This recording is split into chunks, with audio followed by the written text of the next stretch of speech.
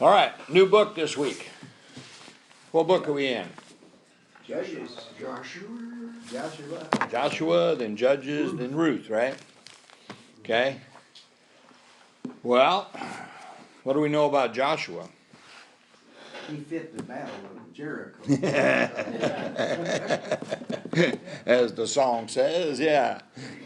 All right, what else do we know about Joshua? Kind of number two of Moses. Kind of Moses' right-hand man. Yeah. This quarterly here, I thought the synopsis here they put, I just highlighted it, that Joshua led the Israelites' army against the Amalekites. That's the first time we hear of him, right? He waited for Moses at the foot of Mount Sinai. So when Moses went up the mountain, right, Joshua was there waiting for him to come back down. By the way, how many times did Moses go up the mountain? 3. If Danny was here, he could answer because I'd say it's the number. Right? 7 times Moses went up the mountain of Sinai. Right? Okay? He was present when Moses came down. He kept watch by the tent in which Moses spoke to God face to face. Moses would go into the tent and come out and he'd be all glowing and all that. Remember that? Right? He was, when they first came down and they built the tabernacle and they had a tent that Moses went into and spoke with God. And when he came out, his face would glow. I didn't realize that they had those. They had a tent for that, right? But he didn't, did he actually? Face to face, he Face to spoke with face. God. That's what the Bible says. Man, The only I was one always to thought- speak I was with always God thought face to nobody face. ever Could saw- see, he could see God and live, But under that circumstance, right? Because that's what it says. He spoke with God face to face, right? He was one of the 12 spies. They went into the land of Canaan and came back and gave back reports. How many gave good reports? And how many gave bad reports? He and Caleb Caleb did good. gave good reports. What happened to the other 10? They were cowards, I don't know. They died. Did they die? They died in the wilderness. The only 2 people that survived the wilderness and entered the promised land were Joshua and Caleb. Everybody over 20, right? Including those 10. And even Moses, because of his little incident with the rock. Right? They all died before they crossed the Jordan into the promised land. Everybody over 20 except Joshua and Caleb. Because, God could get the Israelites out of Egypt. He just couldn't get Egypt out of the Israelites. So he flushed them. He started with the new batch. Right? All right. Moses commissioned Joshua as Israel's next leader in Numbers 27. He commissioned him again in Deuteronomy 31. And then God's Spirit came upon Joshua as he assumed the leadership role, in Deuteronomy 34. So now, the book of Joshua, who wrote it? I assume Joshua did. Moses didn't. No, he's gone. He died in Deuteronomy, so Moses didn't do it. Well, we don't know, bottom line. We don't know. And most of the context of it describes it, like somebody who was there, but after the fact, right? Because it says that to this day, something's still going on to this day, so it's written later. Right? Donut holes, everybody. Oh, thank you, I sir. thought we'd probably run out, so. Yeah. Okay? So we don't really know who wrote it. Joshua may have written the first part of it. We know he didn't write the last part where it talks about him dying. Right? So when was Joshua? When does the events of Joshua take place, and approximately then when was it written?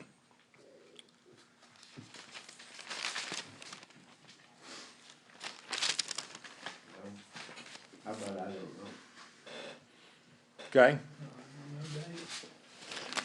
Well, Well, at the beginning. now we know, Moses. you know, what does Joshua do here? He leads the Israelites across the Jordan, right? Takes over from Moses. Yeah, He takes over, he's the new leader, right? And he is the leader of the Israelites as they conquer the land of Canaan. So he's got a big job, right? And when did the Israelites leave Egypt?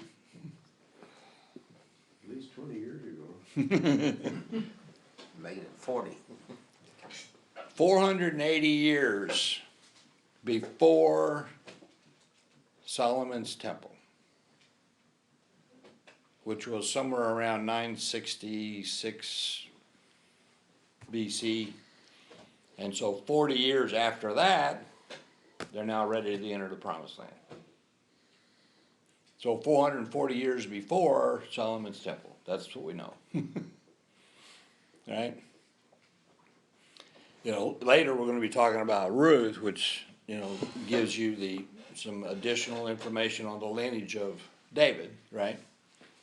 You know, and when I was doing a little playing around, I remembered this verse in Matthew chapter 1, verse 17. So there were all the generations from Abraham to David were 14 generations, a multiple of 7, right? And from David to the deportation to Babylon was 14 generations. And from the deportation of Babylon to the time of Christ were 14 years. 14. Surely that's just a coincidence, right? It couldn't be God's plan, could it? Right? All that to say that these events are taking place all under God's control. As weird as some of these events are, it's all happening according to God's plan, whether the people or Satan or anybody, you know, whatever's going on, and we think we can interfere with God's plan, it sure doesn't look that way, does it? When you look back at history and see how it all lays out. I knew a few pastor friends that when they go to another church, they use this area and Moses is dead. And they take that. Okay, I'm at Issus. And some of them didn't work out too good either. But they felt that it was, I guess God wanted to go on with Joshua, Yeah. you know. He's the man. What does Joshua mean? Jesus? I don't remember what it means. If the Lord saves. It's the Hebrew, right? The same name as Jesus, Yeah, right? but it has a meaning too. Yeah, the Lord saves. God saves. Right. You know, so when we look at Joshua and, oh gosh, I'll think of it in a minute. He's pointing out that the book of Joshua kind of outlines the book of Revelations, if you really get into it. Right? Anyway, Joshua is now the leader. If we look at chapter 1, verse 1, it came about after the death of Moses, the servant of the Lord, that the Lord spoke to Joshua the son of Nun, Moses' servant, saying, Moses, my servant, is dead. Now therefore arise, cross this Jordan, you and all this people, to the land which I am giving to them, to the sons of Israel. Right? So Moses is passed on. We know that. Joshua is now the leader. Okay? Do you think Joshua had some fear? Do you think he was a little bit concerned about being able to lead all these people? Well, yeah, he didn't have any schooling. You know, Neither did Moses. That's true. Moses, like he spent 40 years in the palace where he learned all types of military advantage and whatnot, because he actually led the Egyptian army on battles to the south, so they say, right? Then he spends 40 years in the wilderness learning how to live in the wilderness. And then he gets an assignment from God to go take the Israelites out of Egypt, where what do they have to do? They have to go live in the wilderness and fight battles. So he had some preparation for what God was going to have him do, but leading around 2 million people who were stubborn as all get out, right, was certainly a challenge. Yeah, you think, Trump wants to be that, he wants to take the day, well, a guy in that position. He has a huge challenge ahead of him because everybody in traditional power is against him, Yeah, right? They don't want him to succeed at anything he wants to do, right? and whatever he does, he'll find 20 things wrong with it. Yeah, so they're gonna be blasting him big time, you can count on that, but you can see where you're trying to lead a whole bunch of people. Of course, we got 330 million Americans, and some of them are just flat wacko. You know, right? You know, so it's hard to lead. Well, it's hard to lead a bunch of people no matter who they are. You're gonna have a bunch of, what's the word I wanna use, you know, I was gonna say misfits, but, you know, it's like herding cats, right? But God said, my servant is dead, I'm giving them this land. He says, right? You and all this people, to the land which I am giving to them, right? And this is a plural, you know, you. Every place on which the sole of your feet treads, I have given it to you, just as I spoke to Moses. And that Hebrew there, that's a completed action. I've already given it to you. Everywhere your feet goes, I've already given you that land. Done deal. No matter what the Arabs might say, or the Muslims might say, or what anybody might say, no matter what the UN says, right? Israel needs to give back this land. It's theirs. As a matter of fact, if you look at the description, all the way to the Tigris, Yeah, to the Euphrates River, right? That's all theirs.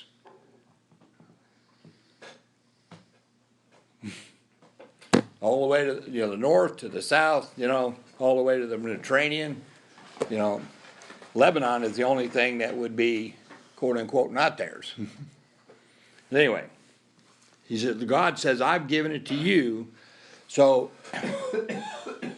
Joshua, with this now rather large job, right, is now being encouraged by God himself. God said to Joshua, right? Verse 4, from the wilderness and this Lebanon, even as far as the great river, the river Euphrates, all the land of the Hittites, as far as the great sea, to the west, is the Mediterranean Sea, toward the setting of the sun will be your territory. This is all yours. That's what God said. I don't care what Muhammad said. Right? God said. Yes, That settles He it. didn't say it to those people. yeah, He did through his word. Everybody who wants to know, he said it. yeah. He said it to his people, but he didn't say it to the other people who lived there. The ones. Well, in a manner of speaking, he did. They all understood.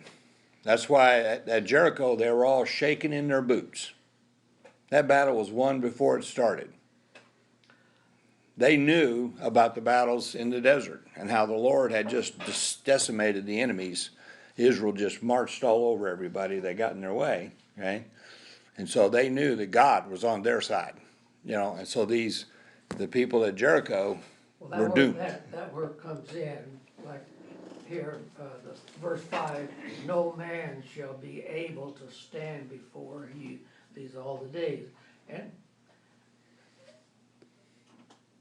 Joshua then, he's been with Moses, and we would think, well, what the thing? Hey, you know, we gotta get a lot of people and let's go and do it our own thing. But, It's a good thing well, that, why, good thing they weren't used to democracy. They'd all be like, well, let's all have a vote on this. I have one thing with a church, one of the churches. I had a woman in, that was, we had our, ones that we try to get everything to get right. And if I made something about, well, I want to do this. And she would, every time I saw her, she said, well, who in the world would do that? and she did that 2 or 3 times, and then it was immediately that I wanted something done in the, and when I did that, and I told her I do it, and I wanted one done, and all of the other men stand with me, Yeah. and she never did that again. Oh, And see, I don't think things like that, but somebody that was there, and God, I think they put me in there to do that. So, well, you got all these people getting ready to cross the Jordan, right?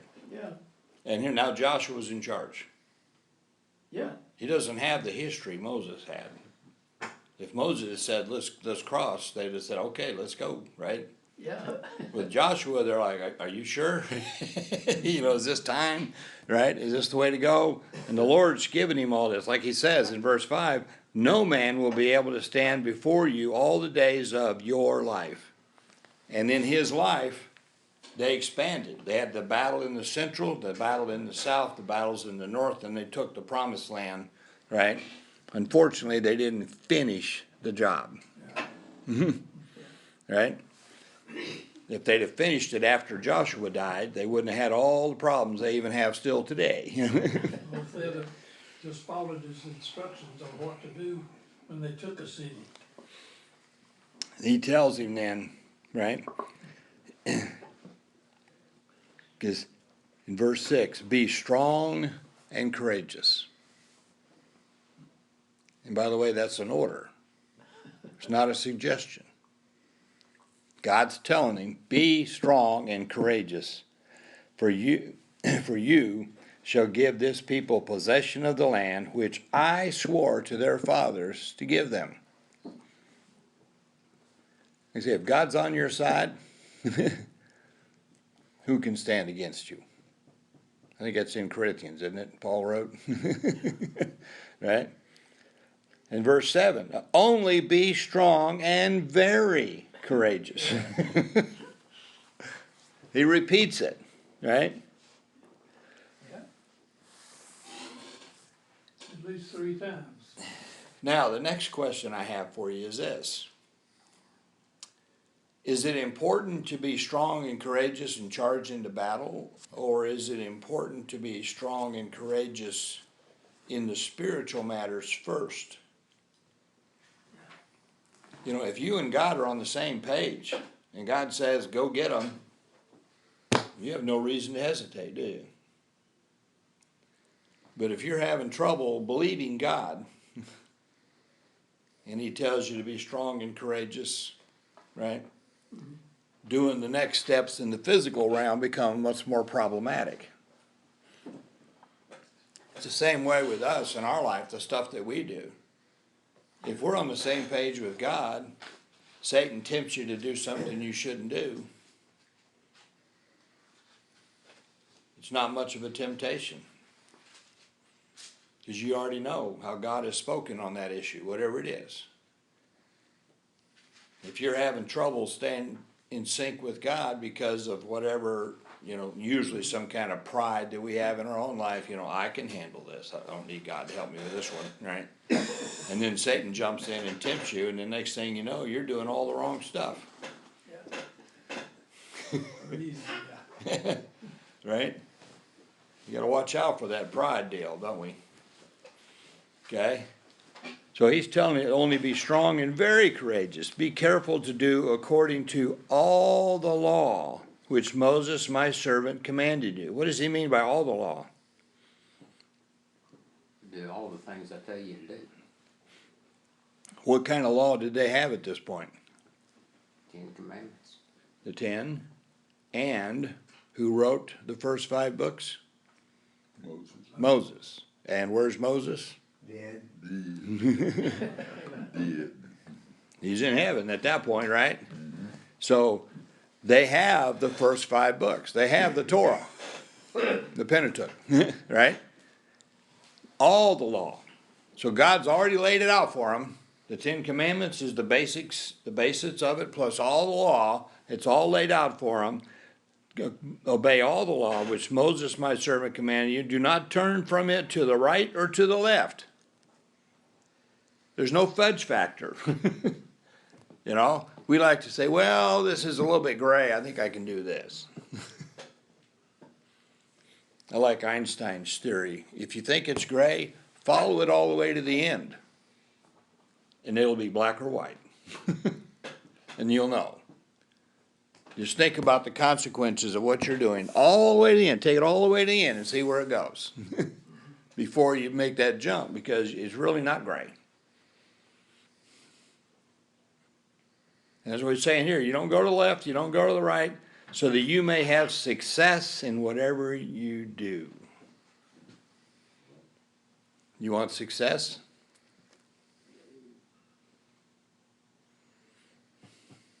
Follow the recipe. Yeah.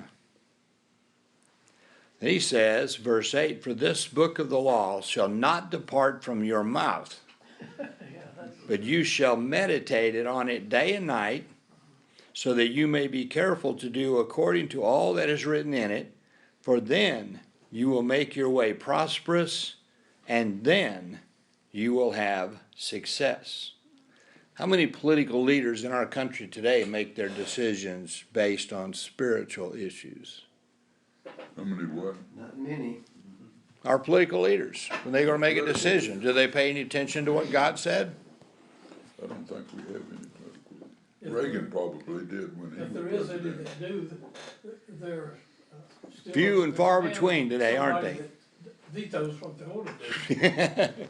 Well, I suspect that Reagan did, and I suspect that Bush did. I don't know about his father. Well, let me jump back to Deuteronomy 6:4. Anybody know what that is? It's called the Shema. Hear, O Israel, the Lord is our God. The Lord is one. And you shall love the Lord your God with all your heart, with all your soul, and with all your might. And these words which I am commanding you today, you shall be on your heart, and you shall teach them diligently to your sons, and shall talk of them when you sit in your house, when you walk by the way, and when you lie down, and when you rise up. Does that leave anything out? What are we supposed to be thinking about, talking about, teaching about? Right? What should be first and foremost priority in your life but your relationship with our Lord Jesus Christ? You shall bind them as a sign on your hand, and they shall be on the frontals on your forehead, and you shall write them on the doorpost of your house and on your gates.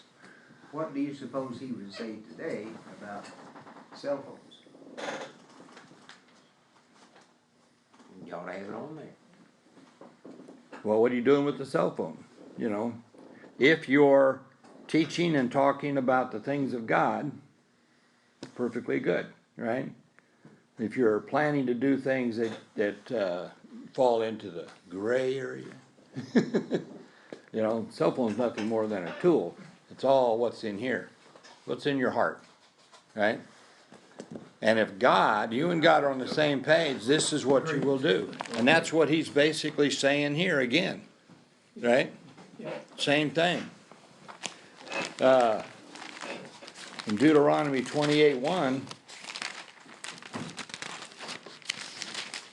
he says, "For it shall be, if you will diligently obey the Lord your God, being careful to do all his commandments, which I have commanded you today, the Lord your God will set you high above all the nations of the earth." What did he say? You want to be successful and prosperous? Obey me. What did Moses say? Obey God. Follow the law. Right? On the other hand, verse 15 of 28 Deuteronomy, "But it shall come about, if you will not obey the Lord your God, to observe to do all his commandments and his statutes with which I charge you today, that all these curses that are supposed to be for the other people shall come upon you and overtake you. Curse shall be you in the city, and curse shall be you in the country." And it goes on listing the curses for several verses. Right? Either you obey and you're prosperous, you don't obey and you are cursed by God. Does that sound like a category we want to be in? Now, we have the advantage of being Christians, the indwelling of the Holy Spirit. We're in the family of God, right? The sons of God.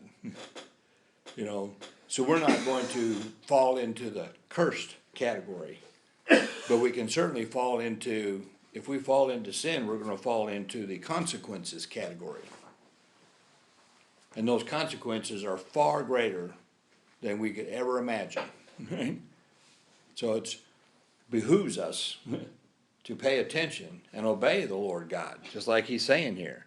Verse 9, "Have I not commanded you, be strong and courageous?" Third time, right? "Do not tremble or be dismayed." Remember, he's telling Joshua. But he didn't say the same thing to us when we're set on to do something for God.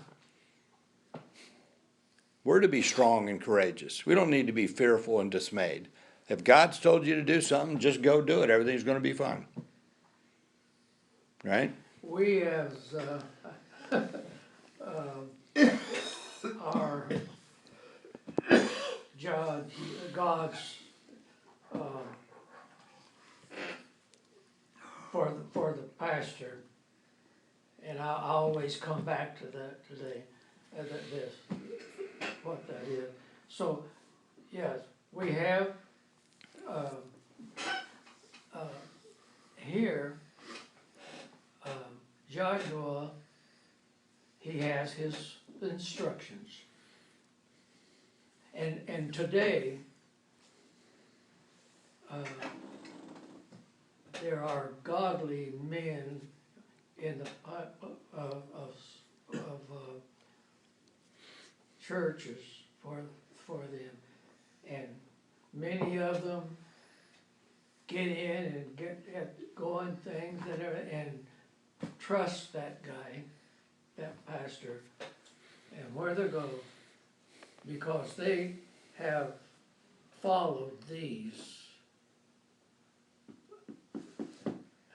on the book. Right. It's still there. Same today. Yeah.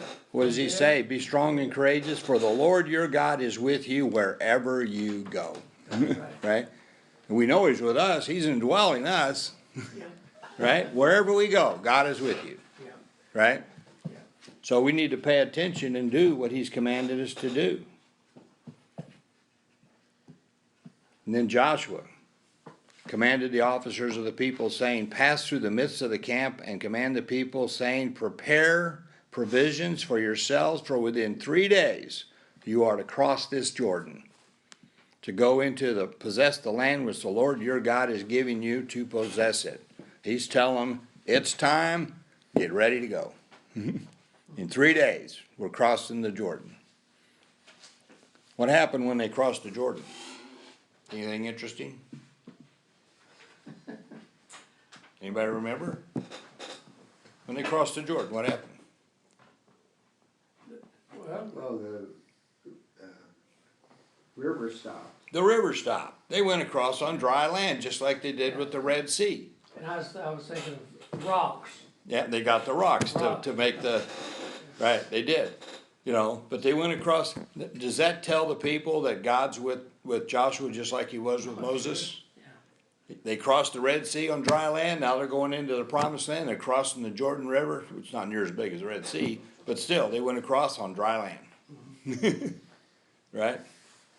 And then he's telling the tribe, the Reubenites, the Gadites, and half of Manasseh that wanted to stay on the eastern side of the Jordan. Remember, you promised you're going to come over here and fight. And when the fight is over, you can go back. Right?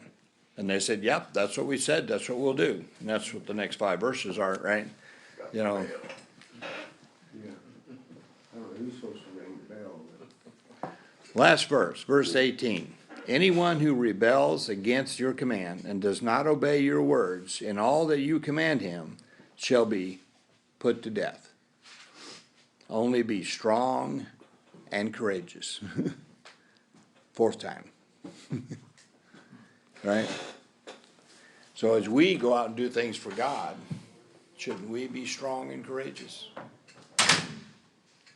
Remember the movie Courageous? Anybody see the movie Courageous? You sure? With the police officer? And he decides to make a commitment to God. And how everything in his town turned around when one man decided to make a commitment to God. It's pretty good. All right.